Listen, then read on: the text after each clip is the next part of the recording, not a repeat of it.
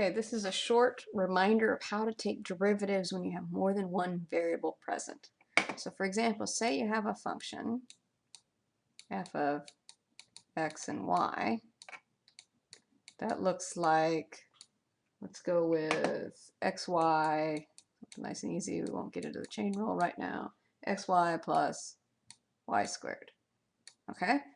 If you've got two variables and you want to know what's the derivative of f with respect to x, okay, then when you look over here, all that matters is the x. If there's no x in the term, the derivative is 0.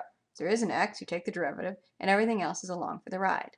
So for the first term, the derivative of this first term with respect to x is just y, because the derivative of x is just 1. And there's no here, this is a plus 0, because there's no x over here. So it's like saying, what's the derivative of 6? Well, the derivative of 6 is 0.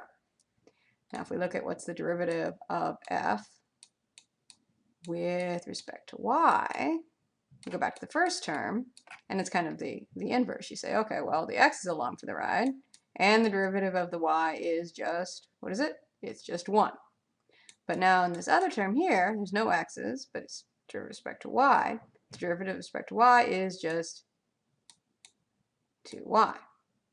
Now what seems to confuse people is if I have an expression and I say, well, I've got some function, and maybe it's a function of temperature and frequency, and it's got some other constants, say, speed of light cubed, and frequency squared, and maybe it's temperature plus, I don't know, temperature squared times, what's another constant? H, Planck's constant.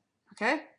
So if I want to know what's the derivative of this with respect, okay, derivative of the function, with respect to pick one of the variables. Let's pick the t. Okay? All that matters in terms of the derivatives is the t. Okay, there's a t here. The derivative of t is 1.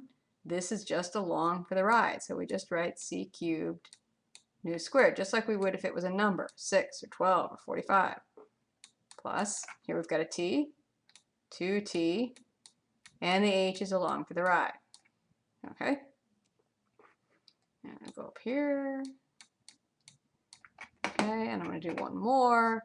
Again, what if I have a function? And really, Greek letters don't matter. They can be derivatives or whatever else. Maybe it's just a function of lambda and I like t. And t, maybe it's 6 lambda over t squared.